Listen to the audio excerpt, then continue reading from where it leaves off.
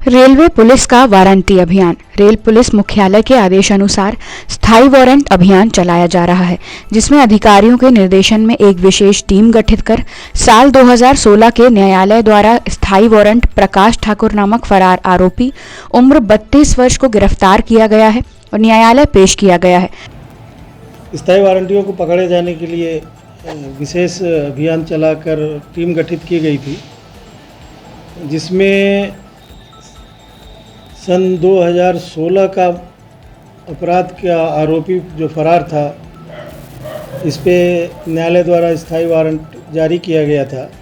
Warranty है प्रकाश ठाकुर, 32 साल का है, जो ग्राम कोड़िया, थाना गाडरवाड़ा, जिला नरसिंहपुर का निवासी है, जो ये सकूनत से ही अपने फरार चल रहा था, जिसे टीम के आरक्षक लक्ष्मण प्रसाद एवं विजय अहिरवार द्वारा काफ़ी प्रयास कर स्थायी वारंटी को पकड़ा गया, जिसे न्यायालय पेश किया जा रहा है। शहर की यातायात व्यवस्था हेतु आयोजित की गई बैठक। शहर की यातायात व्यवस्था को दुरुस्त करने और यातायात के नियमों का पालन करने पुलिस द्वारा निरंतर अभियान चलाया जा रहा है, जिसमें शहर के कई जगहों पर हेलमेट जोन बनाकर जागरूकता अभियान चलाया जा रहा है।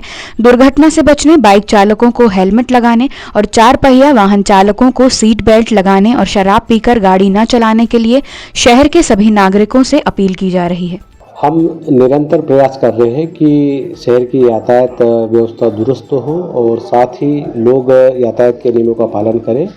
और हम ये भी प्रयास कर रहे हैं लगातार कि जो भी बाइक राइडर्स हैं वो लोग हमेशा हेलमेट का इस्तेमाल करें और जो कार चालक हैं वो लोग सीट बेल्ट का उपयोग करें। इस संदर्भ में हम लोग लगातार कार्रवाइयाँ भी कर रहे हैं और हम लोगों ने शहर में 5 एरिया में हमने हेलमेट एवं सीट बेल्ट जोन बनाया है। इसमें हम लोग लोगों को समझाइश देते हैं कि लोग हमेशा वाहन चलाते समय बाइक जो चला रहे हैं वो लोग हेलमेट लगाएं और जो कार चलाते हैं वो सीट बेल्ट लगाएं।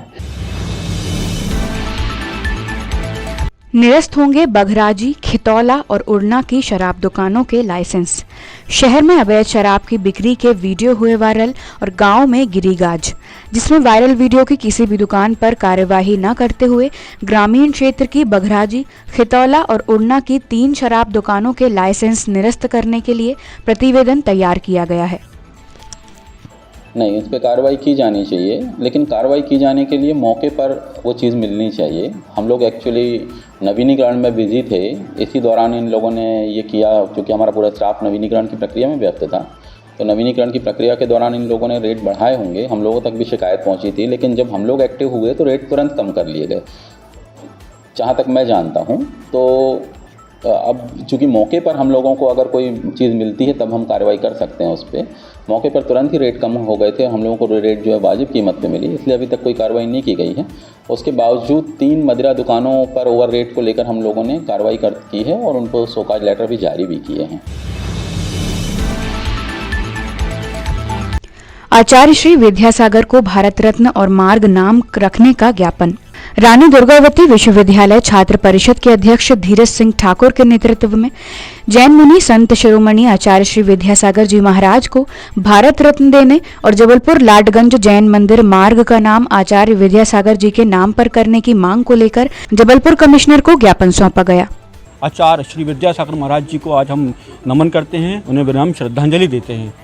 और आज संस्कारधानी नगरवास की ओर से हमने आज एक ज्ञापन उनको भारत रत्न देने के लिए माननीय प्रधानमंत्री महोदय भारत सरकार को अतिरिक्त कमिश्नर के माध्यम से कि आज ज्ञापन सौंपा, जिसमें हमने मांग किया कि आचार्य श्री को भारत रत्न दिया जाए, क्योंकि उनका समूची दुनिया में उनके समस्त जगह उनके अनुयायी थे, उनको मानने वाले थे और एक उनके प्रति अलग ही श्रद्धा और भक्ति का भाव हर किसी में जागृत है और संस्कारधानी के जन जन के हृदय में वे आज भी हैं।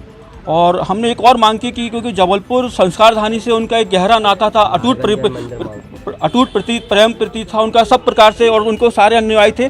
तो हमने उनका नाम यथासंभव जबलपुर में हर किसी के रहे। तो आज लाडगंज छोटा जैन मंदिर जो है उसको आचार्य श्री विद्यासागर मार्ग से नाम जाना जाए, एक हमने ज्ञापन दिया। नशीले इंजेक्शन के कारोबार में लिप्त आरोपी गिरफ्तार। ओमती पुलिस द्वारा मुखबिर की सूचना पर पान बाजार गुरंदी में दी गई दबिश में नशीले इंजेक्शन के कारोबार में लिप्त करण पात्रे नामक आरोपी को 58 नग नशीले इंजेक्शन सहित गिरफ्तार किया गया।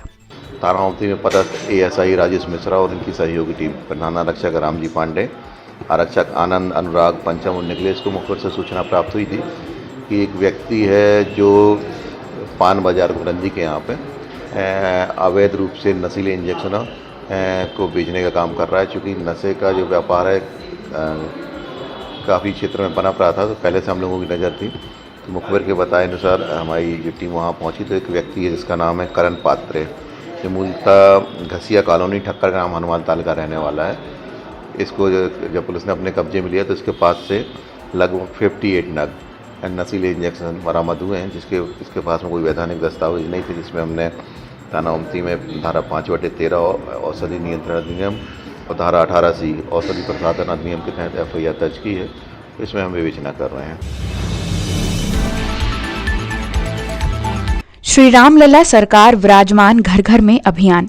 गुरु शिष्य परिवार की ओर से श्री राम सेवा संस्थान SRSS के अध्यक्ष सहित सभी सदस्यों द्वारा शासकीय कार्यालय में उपस्थित होकर जिला कलेक्टर सहित अधिकारियों को श्री रामलला भगवान का प्रथम दर्शन छायाचित्र भेंट किया गया। रामलला विराजमान घर घर अभियान परम पूज्य जगत गुरु स्वामी राघव देवाचार्य महाराज जी के आशीर्वाद से हम सभी शिष्यगण मंडल राघव परिवार की तरफ से सभी प्रशासनिक अधिकारी और सभी वर्गों में जो है छायाचित्र प्रथम दर्शन भेंट किया जा रहा है।